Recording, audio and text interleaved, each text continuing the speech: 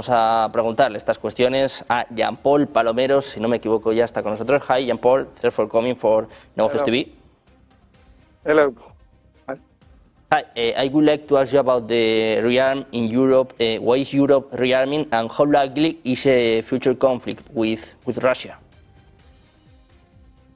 Well, we have 23 countries in the European Union belonging to NATO.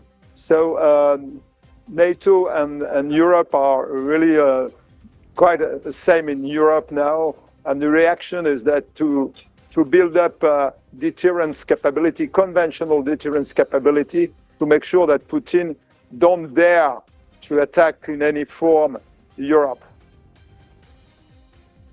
Jean-Paul, are we prepared for an armed conflict with Russia? Is an anti-drone wall something feasible for us, for Europe? Well, we must see that in a dynamic way, because Russia of today is very weakened by the war in Ukraine. So let's see in 5 to 10 years what Russia will be.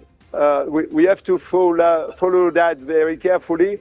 But on the other hand, there is a large reinforcement of the European defense through the pledge, the NATO pledge of 3.5%, even 5% of GDP for defense budget.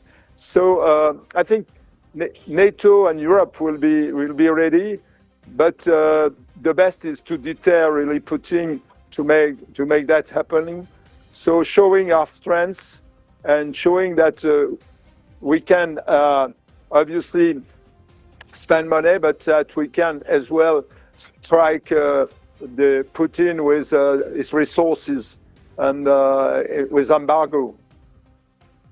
We are talking about Ukraine. Jean-Paul, I would like to ask you about Donald Trump. Is Europe prepared for US to distance from the war in Ukraine? Well, if needed, yes. Obviously, the US contribution will be missing, unfortunately. But Europe has shown that it can provide part of the security assistance to Ukraine. Obviously, the war will be tougher, but it's feasible. It should be feasible. When you look to the 27 nations or 25 nations in Europe, they are able really to build some capability. They have the money, and well, in any case, it's the future of Europe which is at stake. So there is no alternative. Well, waiting or looking for Ukraine, the last question I would like to ask you about the cybersecurity. There is a war between Russia, China, United States. Where is the OTAN in this case? Well, obviously there is a reconfiguration of the overall geostrategic map, and realignment of China behind Russia is worrying, of course.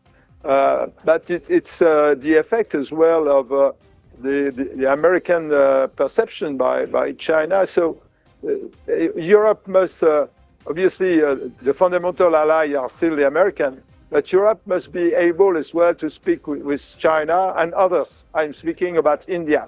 Europe shouldn't be contained to speak with the US. Europe should get more strategic autonomy to be able to show his power, economic power, military power, and have discussions and negotiations with all the state powers in the process.